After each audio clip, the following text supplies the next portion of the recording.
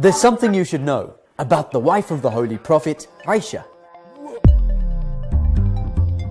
According to numerous ahadith, the Holy Prophet married Aisha when she was 9 years old and he was in his 50s. But was she really 9? Or was she in fact much older? They will do anything to try to attack Islam and our beloved Prophet. But particularly, the idea of the Holy Prophet as a pedophile is actually something quite modern. That's because a 9-year-old woman would not have been considered a child as she is seen today. The problem is people try to view a 1400-year-old historical context through a modern lens, without recognizing that historically the average life expectancy did not exceed 50 years old. People got married much earlier than they do today, and this was perfectly normal. According to apocryphal accounts, how old was Mary, the mother of Jesus? 12 to 14. In fact, 5 centuries after the Holy Prophet's marriage to Aisha, 33-year-old King John of England married 12-year-old Isabella. Margaret Beaufort gave birth to Henry Tudor when she was 13 years old. In 1476, Joan of France, Duchess of Berry, was betrothed in a wedding contract at 8 days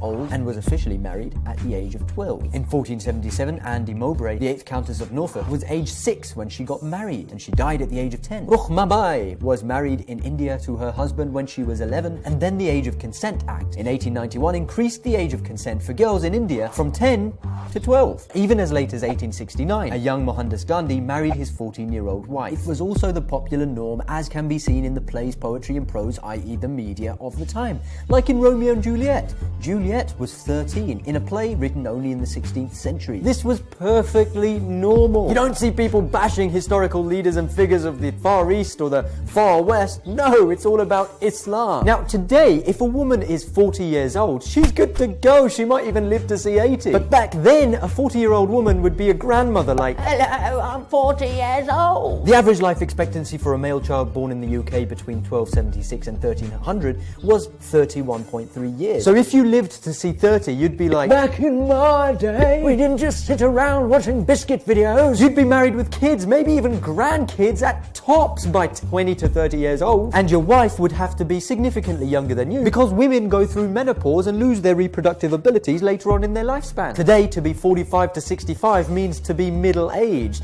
But back in the Middle Ages, you'd be middle-aged at 20. Things changed over time, and today, the life expectancy globally is around 71 years. It's widely seen that after 18 years old, anyone can get married. But even today, many nations across the globe vary in their age of consent and marriage laws, and people can marry even younger than 18. In some states in America, for example, applicants who are younger than the age of 16 can get married. In Arizona and Colorado, a girl below the age of 16 can get married with a court order and parental consent. Marriages of women below the age of 16 take place in America and across the world even today. In today's world, people generally get married later. But we can't just turn around and say marrying young, something which is being practiced for like forever, is wrong. If tomorrow famine, disease and poor health generally grows and life expectancy again decreases, if you don't get married young, you just won't get married. The human species will cease to exist. That's why Islam, a religion which has come for all places, all cultures and all times, has set the specific boundaries. After puberty, 15 for men and 9 for women, it is encouraged to marry, taking into consideration the context and the time in which you live. Simple. Okay. Well then what's this I hear you say? Hadith. The Prophet wrote the marriage contract with Aisha while she was 6 and consummated his marriage with her when she was 9 years old. Okay. Hadith. It was narrated from Aisha the Prophet married her when she was 7 and she was taken to him as a bride when she was 9 years old, and she took her dolls with her. Dolls? There is also another hadith which states that Aisha was playing on a swing at the time when her mother took her away from her playmates and married her to the Holy Prophet. Wait, hold, what? A lot of Islamophobes have found these ahadith in our books and used them as pillars on which to build a slur campaign attacking the Holy Prophet, creating cartoons, movies, documentaries, jumping onto social media, making YouTube videos, all to attack Islam. It's these ahadith which cause a stir, understandably, as they don't just depict a young woman, but rather a young girl with the maturity of a child. But what they don't understand is that these very pillars on which they've built their entire campaign are weak. The basis of Islamic principles and thought are derived from the Quran and the ahadith, which can loosely be defined as reports from various personalities describing the words, actions or habits of the Holy Prophet. But while the Quran is the perfect, flawless flawless, unaltered word of God, no other book is. For a lot of people, when they stumble across such a hadith, it shocks them. But for one who actually studies the hadith books, it's not a shock. There's a lot of weird things in these books, just like any religious text which has been molded and altered throughout time. You see, after the Holy Prophet passed away, people started to take advantage of the turbulent political climate, creating a hadith out of thin air. There were hypocrites, liars, and enemies of Islam who wanted to distort the message of the Holy Prophet in order to benefit themselves. And there were others who were genuine in their intentions, but they made mistakes or suffered from weak memories. In any case, you'd get people coming out and saying all sorts of weird and wonderful things about the Holy Prophet. If an onion seller wanted to increase his sales in the market, he'd declare, I heard the Holy Prophet say that eating onions is the path to paradise. If a tyrannical ruler wanted to justify his rule, he'd declare, I've heard the Holy Prophet say that I'm a pious man. And if somebody wanted to slur the personality of the Holy Prophet, they'd say, I saw the Holy Prophet committing a sin. And all of these things, hundreds of thousands of ahadith, made their way into the ahadith books. Some of them were truly from the Holy Prophet, and some of them were falsely attributed to him. As a result, books of ahadith, whether Bukhari, Muslim, Kafi or Bihar al-Anwar, while containing great wisdoms and truths, are also full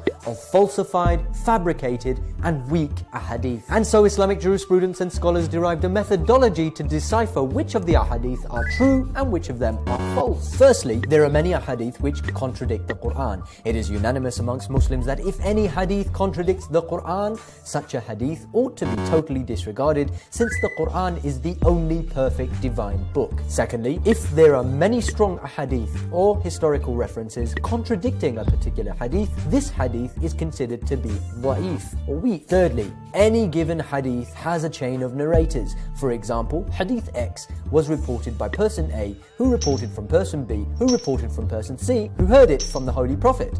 If all the links in the chain are strong, the hadith is considered sahih or correct. But if any link in the chain is weak, for example, if person A, B and C are reliable, but person D, damn it, turns out to be a liar, has a political bias, suffers from insanity or anything else that makes him unreliable, then the hadith is considered as da'if, weak. Many hadith are in fact da'if. Certified Islamic scholars and mujtahids study these chains in great detail, dedicating their entire lives to the research known as ilm rijal, or the knowledge of personality. Such scholars scour the religious texts for years and years before coming to any conclusions about any given hadith. And then there's the Islamophobe, who in his blissful ignorance Googles a particular hadith about Aisha, the wife of the Holy Prophet, which fits in his agenda of slurring the noble faith of Islam, and waves it in your face saying, aha, see, it's right there in your book. Yes, clap clap. The Holy Quran states, if an evildoer comes to you with a report, look carefully into it, lest you harm a people in ignorance. So how about these ahadith about Aisha? When the Holy Prophet married her, was she really 6 years old? Or is this as reliable as an old wives' tale? Was she really playing with dolls? Or have these depictions of the Holy Prophet just been dolled up? Was she really playing on the swings? Or have the Islamophobes swung for the fences and missed? In fact, there are strong historical and hadith evidences which prove that Aisha was no way this young, and that these ahadith are totally, utterly false. Argument 1. The birth date of Aisha. We know historically that the Holy Prophet married Aisha in the 2nd year of the Hijrah. According to popular historical opinion, Aisha was born 8 years before Hijrah. But if that's true, then she'd be 10 when she marries the Holy Prophet. Not 6, not 9. Argument 2. The disparity of a hadith concerning Aisha's age. Ibn Hisham wrote in his biography of the Holy Prophet that she may have been 10 years old at the time of consummation. But then Ibn Khalikana as well as Ibn Sa'ad of Baghdad, citing Hisham ibn Urwa, record that she was 9 years old at the marriage and 12 at consummation. Furthermore, there are others like Muhammad Arab Shahi who yet come and say that she was in her late teens. But why is there such disparity? You see, the recording of Aisha's age by Ibn Sa'ad and Bukhari came a couple of centuries after the Holy Prophet passed away, which is why you get so many contradictory reports going from this way, that way and all over the place. Now, is this itself reliable? These two arguments already give us reasons to doubt the ahadith that say she was 6 or 9. With all these variations about Aisha's age, we have got to search for more concrete evidence. And by far the strongest evidence to support that Aisha was much older is argument 3. Aisha's sister. There is a far more detailed biography of the sister of Aisha, Asma. It details how Asma was born 27 years before Hijrah, and that she was precisely 10 years older than Aisha. This means that Aisha was 17 in the year of Hijrah. If she got married 2 years after, that would make her 19 when she married the Holy Prophet. Furthermore, using Asma's biography, we can calculate precisely from her age at the time of her death that Asma was indeed 27 in the year of Hijrah.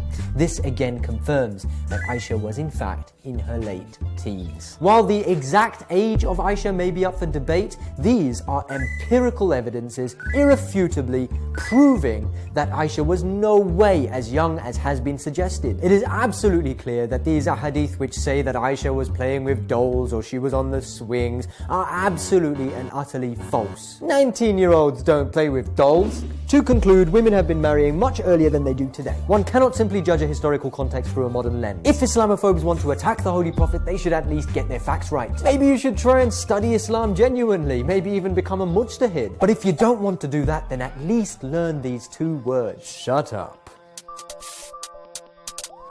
May Allah bless all of those people who don't have a bias and still have an open mind. Don't forget to share this video. You never know who might see the light.